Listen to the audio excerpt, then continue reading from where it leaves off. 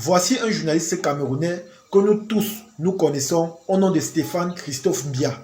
La Côte d'Ivoire et les Ivoiriens l'ont valorisé, lui ont accordé de l'importance et de la considération. Raison pour laquelle aujourd'hui, il valorise et il fait la promotion de ce pays chaque jour que Dieu a créé. En tout cas, regardez sa vidéo et on revient juste après. À la basilique Notre-Dame de la Paix de Yamoussoukro en Côte d'Ivoire. Et j'ai choisi pour ce dimanche vous la présenter. Il est important que nous, la génération dite Android, qu'on se rapproche de Dieu. Peut-être pas tout le temps en lisant la Bible, mais également en nous rapprochant des symboles. Tout le monde n'a pas les moyens de se rendre en Israël pour faire le pèlerinage. Mais je suis certain que vous pouvez trouver un peu de moyens pour venir en Côte d'Ivoire, pour venir visiter ce très bel édifice qui aujourd'hui enchante tout le monde. Je ne suis pas catholique. Je ne sais pas si celui qui me regarde là est catholique, mais je vous dis, quand on a ce genre d'édifice, quand on a ce genre d'architecture en Afrique, pour les Africains, nous devons devenir. J'ai rencontré des gens aujourd'hui qui n'ont rien à voir avec le christianisme, rien à voir avec la foi, rien à voir même avec qui sont des athées. Mais pour la beauté de l'architecture, ils sont venus. Mais pour comprendre et mieux vous démontrer cette grande basilique, je vais vous demander de me suivre. Et je vais aller à la rencontre d'un guide, de quelqu'un qui maîtrise mieux, parce qu'on ne peut parler que de ce qu'on connaît bien. Donc, tu vas me suivre. On va entrer comme ça, là, l'église. Donc, voilà, tu viens et on va rencontrer le guide qui va nous aider à mieux comprendre cette grande basilique qui fait la fierté de l'Afrique, qui fait la fierté de la Côte d'Ivoire. Alors, bonjour monsieur. Bonjour monsieur. C'est monsieur l'abbé, monsieur... Dans l'église, il y a beaucoup de monsieur l'abbé. Non, bien vrai qu'ici il y a des abbés, mais moi je ne suis qu'un guide. Ah, vous n'êtes qu'un guide? Oui. Qui travaillait pour la basilique? Oui, pour la basilique, un guide touristique de la basilique. Un guide touristique de la basilique. Ah, vous parlez combien de langues? Bon, je me débrouille un peu en anglais, et un peu en chinois, et je parle le français. Vous parlez un peu de chinois? Oui. Et ils sont nombreux, hein? Oui. Vous parlez à 1 milliard de Chinois, oui, par exemple, pour les Chinois, quand ils nous disent bonjour, ils disent ni hao. Bon, on ne va pas commencer à nous faire du mal comme ça, là, en apprenant le chinois à côté de nous. Merci beaucoup. Ah, voilà. Donc, il va nous parler un peu de la basilique en des termes simples. Vous savez, les gens qui ne vont jamais à l'église, là, ils ne comprennent jamais vite, hein, les gens de l'église. C'est ça. Donc, quand on entre là, oui. Hein, est-ce qu'il y a plusieurs portes ou c'est la seule porte centrale qui existe, celle par laquelle je suis entré tout à l'heure? Merci beaucoup à vous, monsieur Raoul. Et c'est l'entrée principale de cette basilique par où vous êtes venu. Mais la basilique ici, d'abord, il y a 24 panneaux de vitraux. Et on a 22 portes. Oui. Il y a deux qu'on ne peut pas ouvrir du fait qu'il y a des chapelles devant ces deux. Et la chapelle Mariale et la chapelle Saint-Joseph, que je vais vous présenter tout de suite. Voilà. La chapelle Saint-Joseph, elle est où? Et la chapelle Saint-Joseph, on se trouve du côté gauche, et qu'on va voir tout à l'heure. Et la chapelle Mariale se trouve du côté droit. Voilà. Alors, quand des gens arrivent, tu regardes la caméra, quand les gens arrivent là, donc quand on est en retard, parce qu'il y a beaucoup de gens à l'église, quand ils sont en retard, c'est là où ils cherchent le devant. Wow. Ça se passe comment ici là? Et ici, lorsque vous venez pour prier, nous on n'est pas là. Alors, quand il y a la prière, toi tu n'es pas là? Non. Lorsque vous venez pour prier, vous entrez, vous priez, vous repartez. Pendant la messe, pendant la prière, pas de visite. Oui, pas de visite.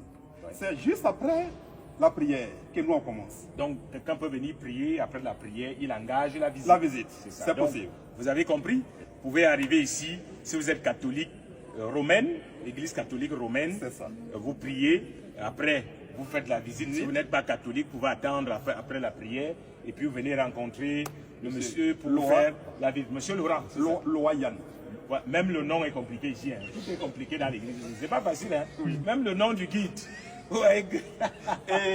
Alors là, qu'est-ce qu'on a au plafond là? Ok.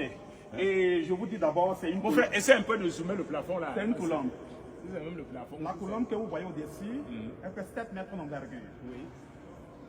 Wow. Regardez bien. Si je vous pose la question, Raoul, vous allez me dire que ça fait 2 mètres ou 1 mètre. Moi, je ne peux même pas estimer. Hein, parce que je vous dis qu'elle fait 7 mètres d'envergure. 7 mètres, oui, je suivais les gens à l'école, on me disait en plastique, une perspective cavalière. Mais c'est cette même perspective cavalière qui nous permet de voir la colombe comme ça. Oui. Okay. C'est une vision. D'accord. Et là, c'est là où se tient le Méli? Oui, à l'hôtel principal. À l'hôtel principal, oui. Et donc, voilà. Il y a des bureaux à l'interne ou c'est à l'extérieur de la chapelle, proprement dit? Et la chapelle centrale? Il n'y a pas de bureau au sein de l'église. Il y a 2 sacristies. où les prêtres s'apprêtent pour les cérémonies liturgiques. Oui. Ouais. Un pour les enfants du cœur, un pour les prêtres. Oui. Alors, une journée comme celle-ci, j'ai eu beaucoup de chance d'arriver un jour de fête chrétienne, Oui. Fête des rameaux. Oui. On en voit partout d'ailleurs. Depuis le matin, j'imagine que vous ne vous êtes pas reposé. Ça fait combien de Pas personnes que vous avez reçues? Estimation, hein? Estimation, mais je vous dis que c'est le jour de la fête aujourd'hui. Cette basilique, vraiment, on a eu du monde. Oui. On a eu du monde, mais vous voyez là, il fait actuellement, tout le monde est fatigué, tout le monde est rentré. Ben, il est pratiquement 16 heures. Oui. Et depuis ce matin, je vous dis que vraiment mon estomac est vide. Oh là là. Vous travaillez pour Dieu? Oui, dans Voilà. la maison de Dieu, je suis content Oui. d'être dans la maison de Dieu. Et depuis mon enfance, je rêvais de travailler dans cette basilique. Et c'est une grâce pour moi Oui. d'être dans la maison de Dieu. Alors, qu'est-ce que vous pouvez dire à tous ceux qui nous regardent, qui ne sont jamais venus, qui sont peut-être venus en Côte d'Ivoire et sont arrêtés à Abidjan? Et est-ce que vous pouvez leur dire, quand ils reviendront bientôt en Côte d'Ivoire, qu'ils fassent un petit effort d'arriver jusqu'à... Il faut que vous le disiez, mais vous puissiez leur dire ça. Il ne faut pas qu'ils disent que c'est moi qui viens leur dire ça. Ça compris, Raoul. Il faut Je leur ne dire, manquerai il faut pas leur de leur dire. Merci beaucoup, chers parents et chers Camerounais, chers Africains, Voilà. chers Européens. Et moi, Loi Yann, devant vous ici, je vous informe que cette basilique existe bien et bien. Notre-Dame de la Paix de Yamoussoukro. Et saisissez sur YouTube partout. Vous allez voir Notre-Dame de la Paix de Yamoussoukro. Venez, nous sommes ici pour qu'on puisse visiter cette basilique. Merci à vous. Voilà. Merci à vous également de nous avoir regardés pour ce nouvel épisode de la découverte des patrimoines africains. On va partout et aujourd'hui, c'était à l'église. Il faut de temps en temps aller rendre grâce à Dieu pour tout ce qu'il fait pour nous. Si vous êtes encore marié, vous qui êtes habitant d'Abidjan ou habitant de Korogo, de San Pedro, de Yamoussoukro, de Bouaké, venez vous marier à la cathédrale. La basilique, moi je parle toujours de cathédrale parce qu'on a beaucoup de cathédrales. Ouais, La basilique Notre-Dame de la Paix pour recevoir la grâce du Père fondateur, comme nous on considère chez nous, dans l'autre Afrique, de la Côte d'Ivoire, qui a bâti cette basilique et qui a confié, on va le dire, la Côte d'Ivoire entre les mains de Dieu. Même si ça ne vous plaît pas, c'est ça qui est ça, comme on dit ici là. Big up, à la prochaine. Les amis, voici un journaliste que nous les Camerounais, nous avons négligé. Et pourtant c'est quelqu'un de vraiment talentueux, c'est quelqu'un qui maîtrise son domaine. Mais voilà ça qu'aujourd'hui, de plus en plus, il est beaucoup plus intéressé par la Côte d'Ivoire. C'est vrai qu'il est recruté du côté du Gabon. C'est là-bas que normalement il exerce ses fonctions.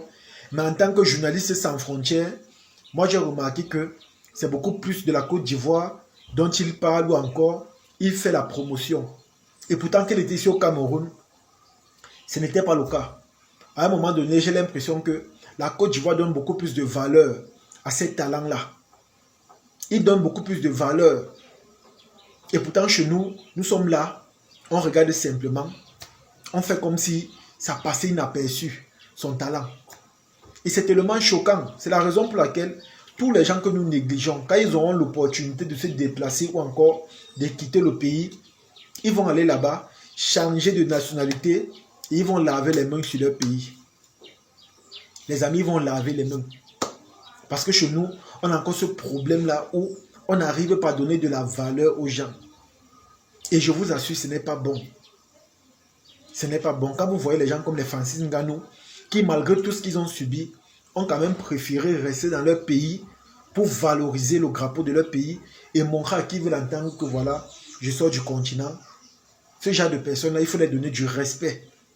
Parce qu'ils sont tellement rares. Ils sont tellement rares.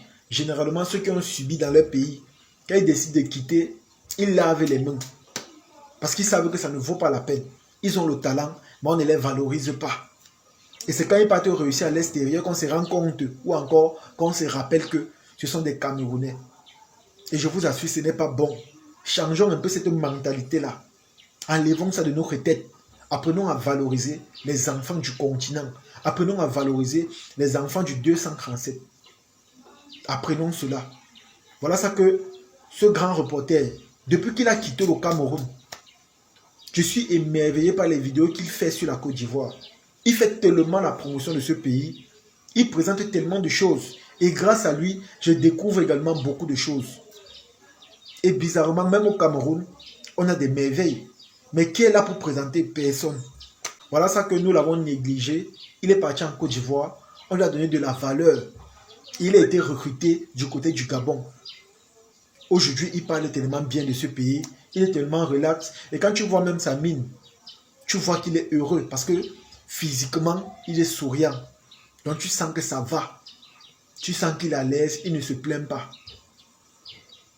Je pense qu'à un moment donné, on va regretter nos actes. Les choses qu'on fait là où on néglige les enfants du pays. À un moment donné, on va regretter cela. Parce que quand on va vouloir qu'ils reviennent, il se fera trop tard. Il se fera trop tard, les amis. J'espère que ce que nous voyons aujourd'hui, avec nos frères qui partent là, va nous servir de leçon. Parce que si on continue à faire la sourde oreille, pour finir, nous serons les perdants. Nous serons les perdants. Quand on parle d'un autre pays comme ça, ça énerve certains Camerounais.